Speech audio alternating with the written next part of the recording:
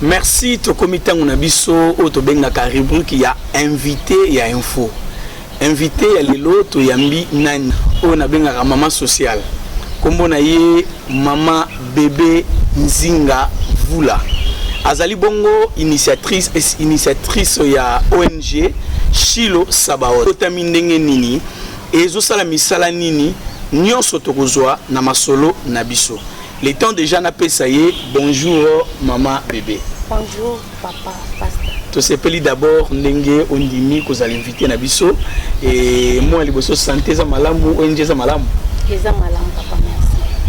Merci. Tomoni oye mon côté, oye na staff na yo soko go présenter et na ko permettre de présenter kaka donc batunya sauter pour se présenter batunya so et toko silisa relia na ngonga. Bon quelques staff na yo peut présenter batunya so d'ensemble. Ouais. Na bandina onanga moko. Kombo nanga mama bébé Nzinga Vula. Ndengolo baka babakisila nga Shilo Sabaot. ONG na biso kombo nango Shilo Sabaot. Toza Asbel ndebo mondi biso lelo toye ko présenter ONG na biso. Bon, nga nazali présidente. Nazana vice-président kombo na ye papa Walter Paka. Nazali susu na conseiller nanga papa Mabote. D'accord. Ba membre nyos ba maman nyos wa vanti awa. Moi te présenter exact. Voilà, to beti maboko pona bino.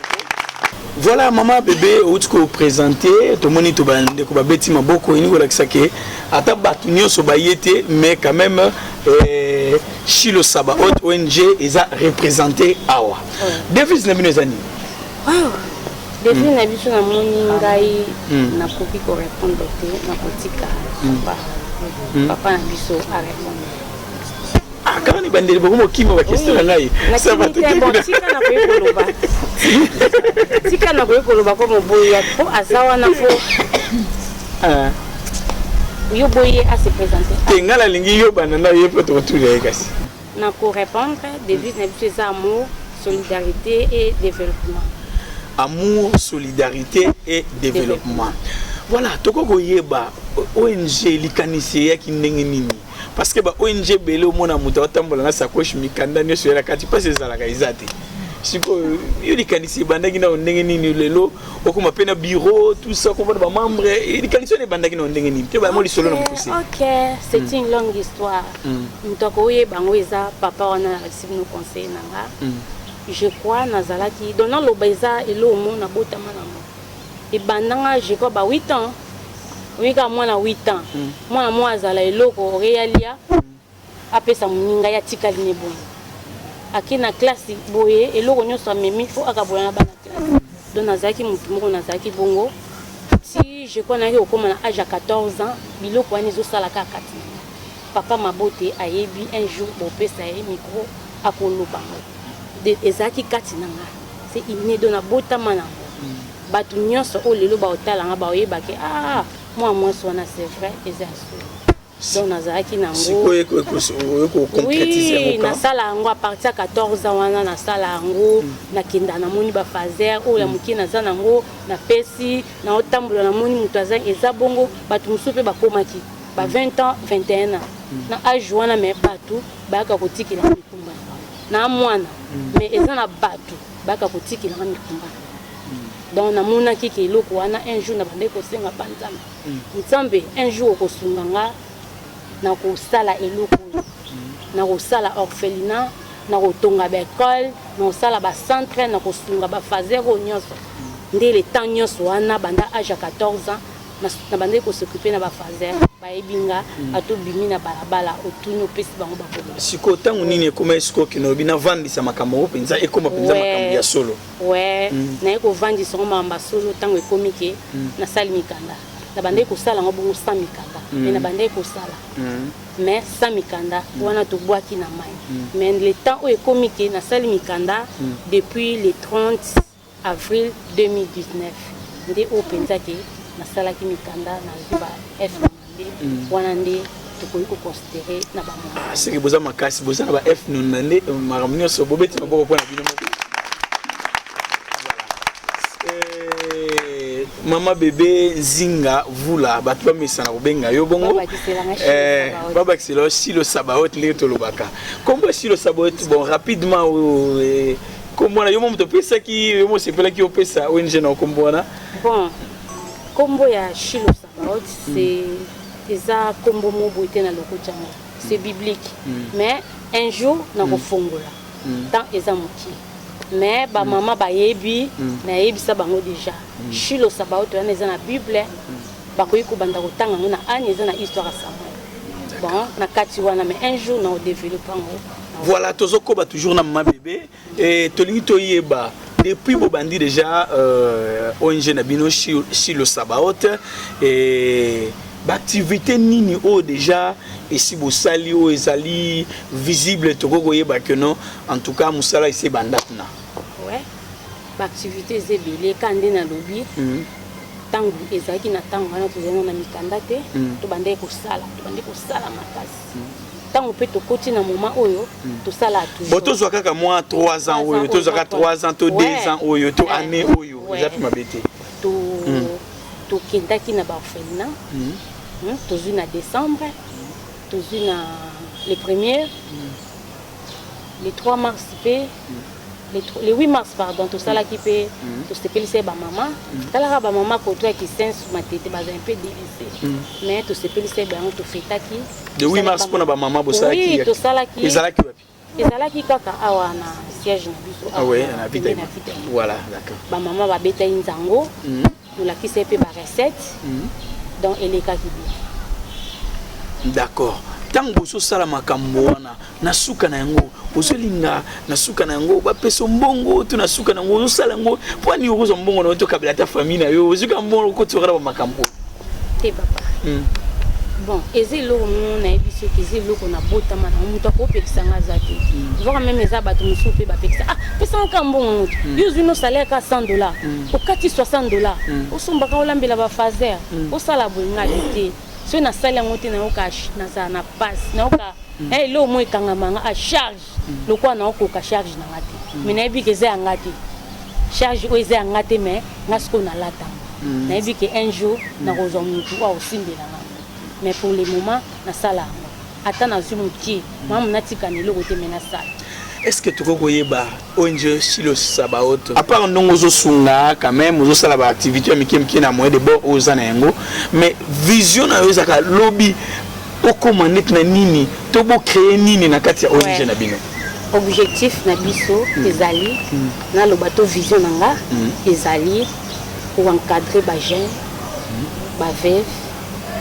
même bana o balabala avec les enfants de la rue hein ba fazer pour encadrer bango ba jeune garçon ba oselo te ba panti ko tuna bango ko bengisa bango ko sensibiliser bango ko tuna bango yo sala nini so na moni ke na koki o na lobike na yiko la mécanique non akoyi ko kota garage asala o mususu alingi couture yango pe toza na posa biso na ONG na biso un jour na tango wana tozala na centre de formation mais pour le moment banda na sali mikanda nanga naza nango na te mais faut zonga un centre de formation oui naza besoin to fongola na centre de formation ya ba coupe couture esthétique nyonso to sala na kolakisa ba mama ma biloko mike ndeni basala savon ndeni basala moi jus ndeni basala moi loko boye mama ko teka azwa quelque chose est-ce que vous savez na likanisi yango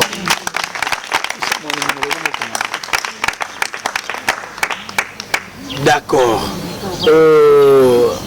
tango dans komona ba mama basangani boye ba mama onde basangani boye bazoya bango nyonso na suko na nini na ONG tonto yeba ndenge nini bosalaka po mutu musu azolanda pe na télévision azana besoin asadere na kati ya ONG na bino akosala ndenge nini aoyaka ayeka boite osala ndenge nini po asadere ba condition ya adhésion ezala ndenge nini ouais tozana bureau bureau liboso ezaki ana vita imana mais to déplacer bureau mais makamusu sala mana mutu oyo azana besoin aya kosadere akoya na bureau na biso ezana baundu de numéro 59 eza gravité nde bamisusu $10 te na commune eza na matete matete quartier Baumboudé numéro 59 ce quoi ewana na habite na ko expliquer référence école BK en face école BK étage ouais école BK ezana ngambo ya Lopele